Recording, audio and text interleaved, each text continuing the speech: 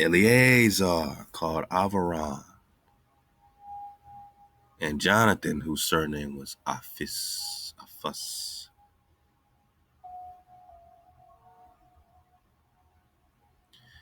And he saw the blasphemies that were committed in Judah and Jerusalem. Wow, so Mattathias is popping off. He's the son of John, who was the son of Simeon. He has 5 sons. So you got Jonan, Simon, Judas, Eleazar,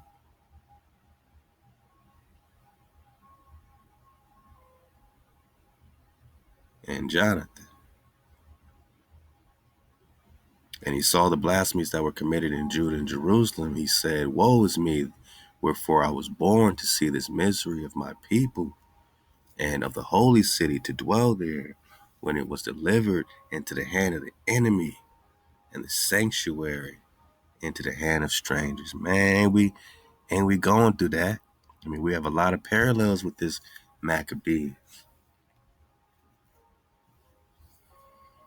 Don't you wake up sometimes like, man, I'm born in this time period to see all this misery, my people. Look at my city. Look at my holy city, man. Look at my country.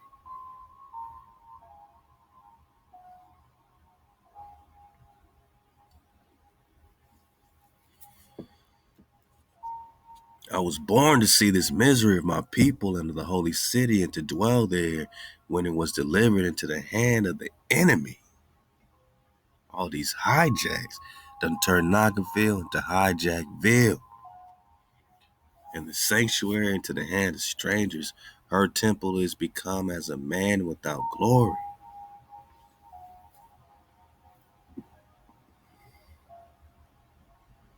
Her glorious vessels are carried away into captivity. Her infants are slain in the streets, her young men with the sword of the enemy. What nation has not had a part in her kingdom? Don't you feel this way, my night? What nation has not had a part in America?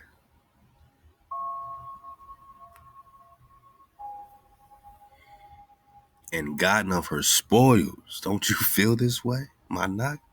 Verse 11, and all her ornaments are taken away. Of a free woman, she is become a bondslave. And behold, our sanctuary, even our beauty and our glory is laid waste, and the Gentile has profaned it. To what end, therefore, shall we live any longer? Then Mattathias and his sons rent their clothes and put on sackcloth and mourn very sore. So, they're mourning for what, Managa? They're mourning for the state of Israel, man. The not the state, but the state. You know what I'm saying? The condition. You know what I'm saying? Of the con. They're mourning for the condition of the people.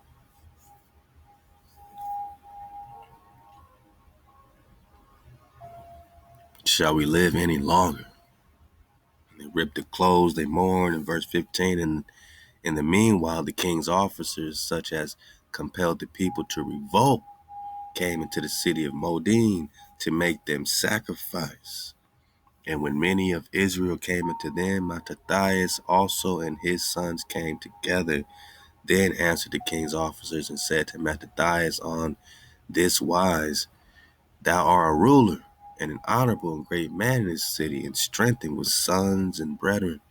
Now therefore come thou first and fulfill the king's commandments. So he was picked on immediately, right? He was strong with his sons, this Mattathias, full of the king's, and they told him to fulfill the king's commandment, like as all the heathen have done, yea, the men of Judah also. Now you pop off with these heathen activities. No one has to make you do this anymore. That's why we can't compare ourselves with these Maccabees. We We love profaning the law, the code. We love popping off on Shabbat, not resting, just going crazy. We we love going to the club, right? We love doing all this stuff. We love all these idols. We love going to our churches and our mosques. We love throwing stones. You don't have to make us do it. They don't have to do, they don't have to make it illegal. But if every Naga started being back in code, maybe they would make it illegal. I don't know. But it definitely feels illegal when you a Naga and you tell someone that you're keeping Shabbat and that you're not popping off. I ain't going there. I'm not doing that. You know what I'm saying? Yada, yada, yada. You know what I mean?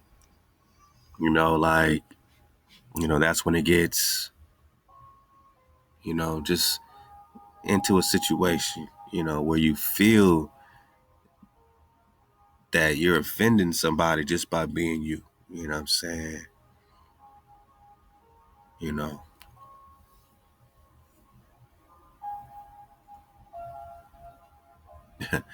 And I mean Friday night. I think I said Saturday night. We love popping off Saturday night. Yeah, we do love popping off Saturday night.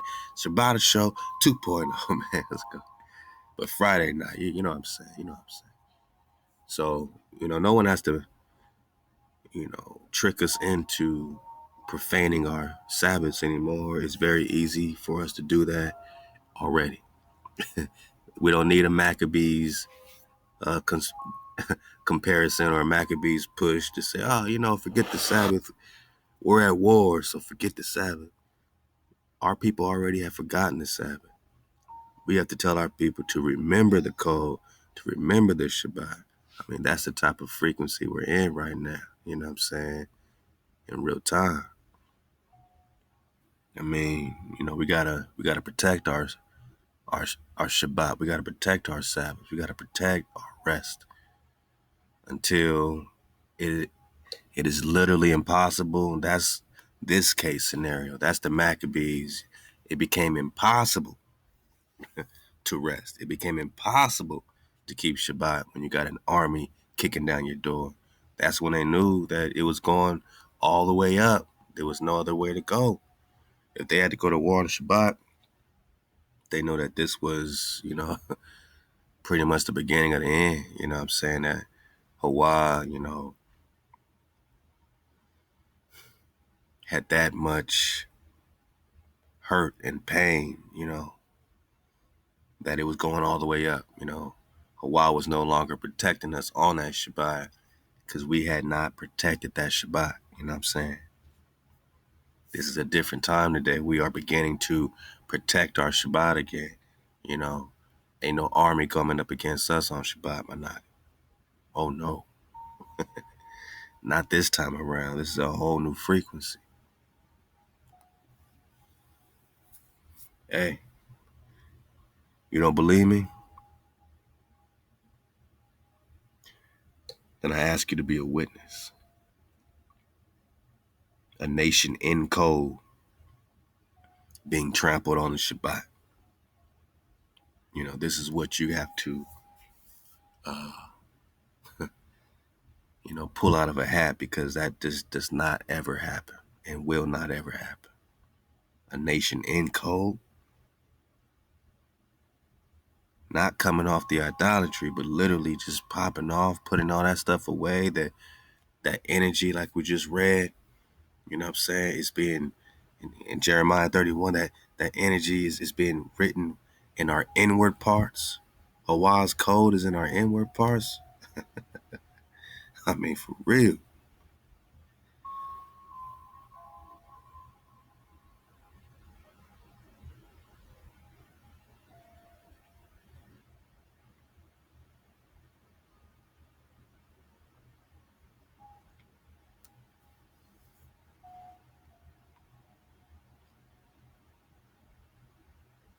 Oh, yeah. Even Israel will I go to cause him to rest from afar. HaWah appeared to me. Yea, I have loved you with everlasting love. Therefore, with affection have I drawn thee. Again will I build thee. Managa, this is a new beginning. This Jeremiah is describing a new beginning. You shall be built. Maccabees, you're talking about an ending, a tragic ending, you know what I'm saying, of Nagaz fighting to the bitter end. You know what I mean? Facing all that derivative flow, you know what I'm saying? All of the result of all the out of coldness, of all the hijack. And these are the Nagas that fought to the end for you, for our family, for the ancestors, man, for HaWah. And in many cases, they were Baruch. They were protected.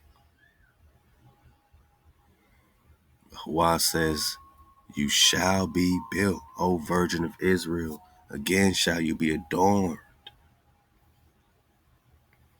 For there shall be a day that the watchman shall call upon Mount Ephraim, arise and let us go up to Zion. Amen. We're talking about the remnant of Israel. And you know, what does HaWah say about, writing that code, that code on our heart bone again? Oh yeah, with supplications will I lead them. We're just talking about my firstborn.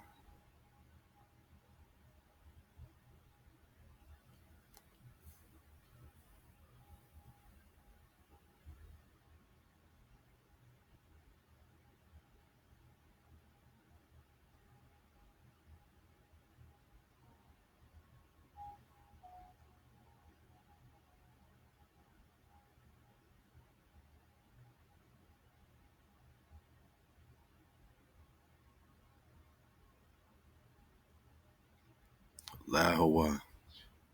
Behold, the days come, says HaWah, that I will sow the house of Israel and the house of Judah with the seed of man and with the seed of beast. And it shall come to pass like that, as I have watched over them to pluck up and to break down and to overthrow and to destroy and to afflict. So, hey, will I watch over them to build and to plant.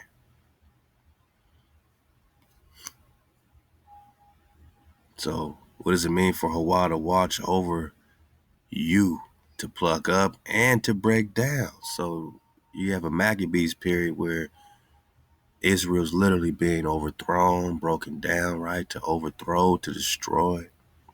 They're being afflicted on the SHABAT.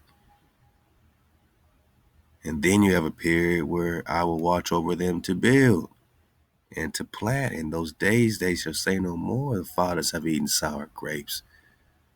Ain't no more fathers eating sour grapes that they are, fighting for. The children's teeth are set on edge, but every one shall die of his own iniquity. So there must be iniquity, every man for himself, right? Every sister for herself. Behold, the days come, says HaWah, that I will make a new covenant. Is this the same covenant under the Maccabees, or were they at the very end of the old covenant? And it's the new covenant starting right now with maximum pop-offness, with the house of Israel and Judah, the northern and southern tribes coming together, two sticks, right? Let's go back to that Ezekiel flow. Not according to the covenant that I made with their fathers in the day that I took them by the hand and brought them out of the land of Egypt, for as much as they broke my covenant, which is why the Maccabean situation is going down, which is why the captivities are going down. But this is the covenant I will make with the house of Israel after these days. Those days, says HaWah, I will put my law in their inward parts. I'm going to put the KTC in their heart bone. And this is you today popping off, which is why you can't compare yourselves with the time of the Maccabees. Was the law written on their heart bone? Yeah. Not just the, Judas Maccabee and Jonathan, I'm saying, of the people. Did the people have it in their heart bone? Was it still outside of their heart bone? But we're talking about a new covenant, not a New Testament, my not. This is before the New Test, right? Or this prophecy is popping off before the New Test. Prophesying about one day. And this is something that we've never witnessed, this new covenant, this house of Israel and Judah coming together, and this law written on their heart, but we've never seen this. So who are we talking about other than the KTC Nagaz of today, keeping the code, popping off, sparking off right out of your heart bone? HaWah says what? This covenant I will make with the house of Israel. I will put my code, my law, in their inward parts, and their heart will I write it. I will be their power, and they shall be my people. Has that happened yet? Let's go. Let's go. Back to Maccabees First Maccabees chapter 2. Let's go. So he got the father, Mattathias. In verse 18, now therefore come first, fulfill the king's commandment like all the heathen did. And the men of Judah also, and such as remnant at Jerusalem, so shall you and your house be in the number of the king's friends. Or you want to be allies with the hijack? Amen. Come serve our idols. Come eat our swine. Holidays pop off. And you and your children shall be honored with silver and gold and many rewards.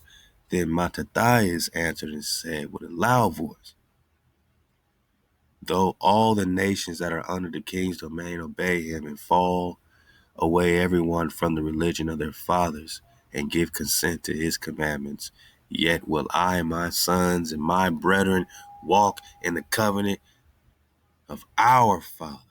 We talking HaWah, code keepers.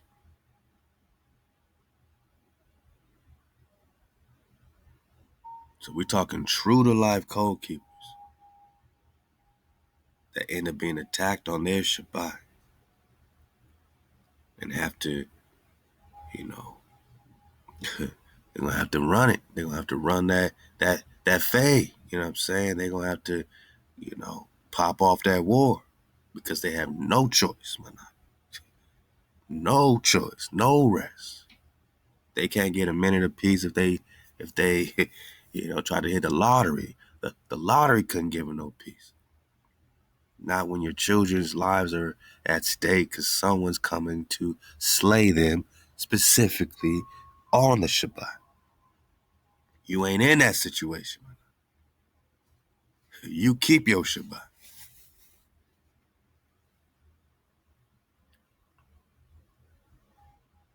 Verse 21, HaWah forbid that we should forsake the law and the ordinances, and we will not hearken to the king's words to go from our religion, translation, our culture, our ways, our code, either on the right hand or the left.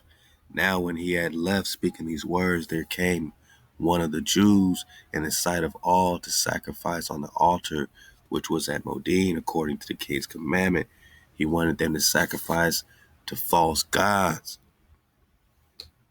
which thing when Mattathias saw, he was inflamed with zeal, and his reins trembled, neither could he forbear to show his anger.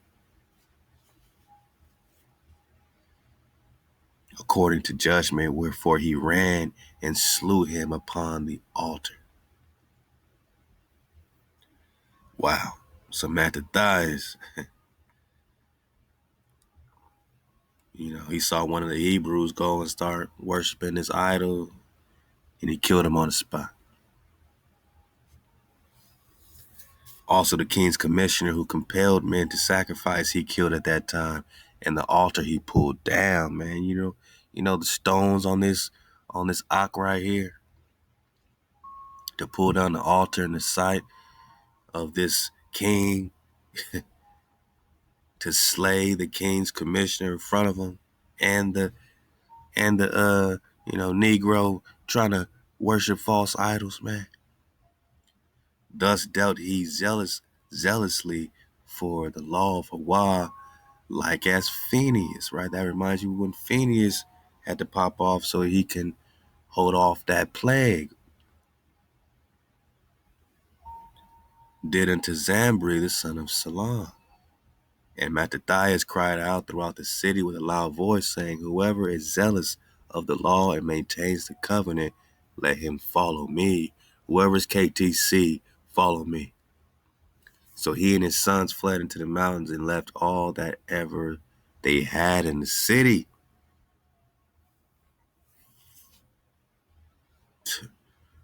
Oh yeah, this we can definitely understand. This we can definitely understand. So he and his sons fled to the mountains, left all they had in the city. Then many that sought after justice and judgment went down into the wilderness to dwell there. Both they and their children, their wives, their cattle, because afflictions increased sore upon them. Now when it was told the king's servants and the host that was at Jerusalem in the city of David that certain men who had broken the king's commandment were gone down into the secret places in the wilderness, they pursued after them a great number, and having overtaken them, they camped against them and made war against them on the Sabbath day. And they said unto them, let that which you have done hitherto suffice, come forth and do according to the commandment of the king, and you shall live. So yeah, I'll forgive you, just worship our idols, right? But they said, we will not come forth, neither will we do the king's commandment to profane the Shabbat. So then they gave them the battle with all speed. So because they wouldn't profane the Shabbat or worship idol, they had to fight on the Shabbat. You know, they could have worshiped the idol and outwardly profaned the Shabbat and then secretly tried to keep the, you know what I'm saying? But they just held it 100. So they gave them battle with all speed, albeit they answered them not.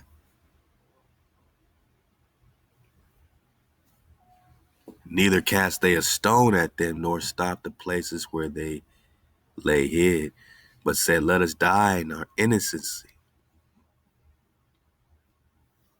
Heaven and earth will testify for us that you put us to death wrongfully.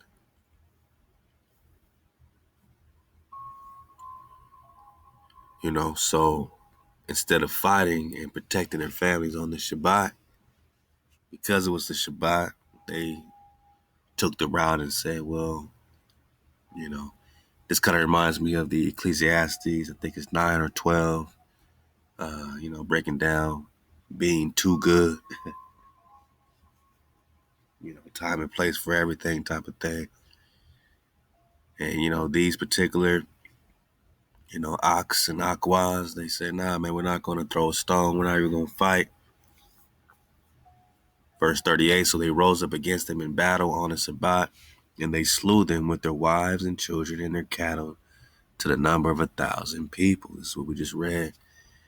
Now when Mattathias and his friends understood hereof, they mourned for them right sore. And one of them said to another, if we all do as our brethren have done and fight not for our lives, right? Because literally they had to fight for their lives, literally, and laws against the heathen, they will now quickly root us out the earth. And at that time, therefore they decreed, saying, whosoever shall come to make battle with us on the Shabbat, we will fight against them, neither will we die all, and our brethren that were murdered in the secret places. Then came there unto him a company of Assyrians, who were mighty men of Israel, even as even all such as were voluntarily devoted unto the law, and all that they fled for persecution. Also all that they fled for persecution joined themselves unto them, and were a stay unto them. So they joined their forces and smote sinful men in their anger, and wicked men in their wrath, but the rest fled to the heathen for succor.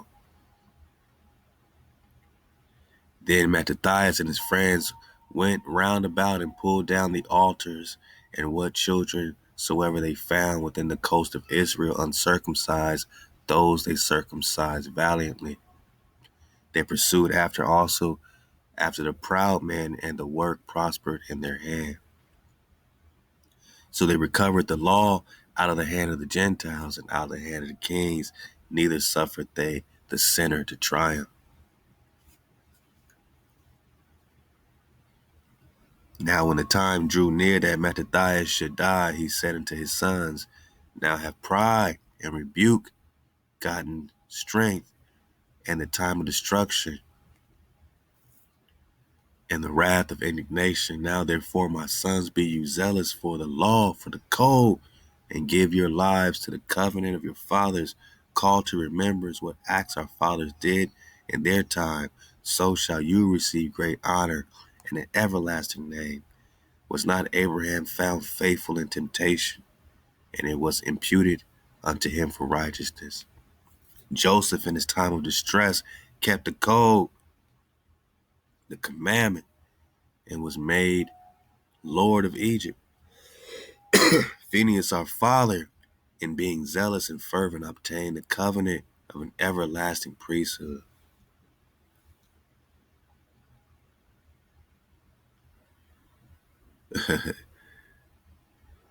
And now it says Jesus, for fulfilling the word, was made a judge in Israel. But remember, they're talking about a whole nother somebody named Jesus. They ain't talking about no New Testament, right?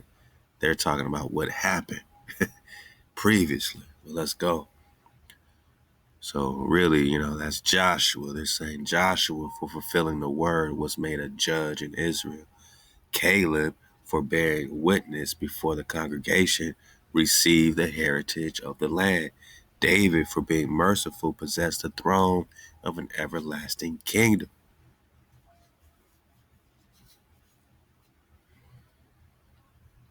Elias, for being zealous and fervent for HaWah, was taken up into the heaven.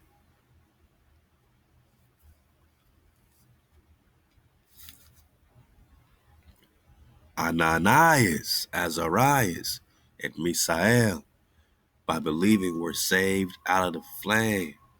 We're talking Mishael and Abednego in there. Okay. Daniel, for his innocency, was delivered from the mouth of lions.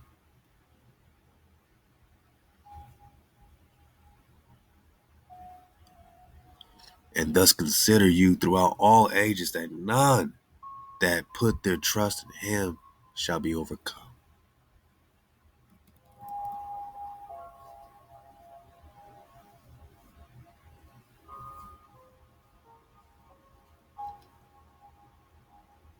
Why?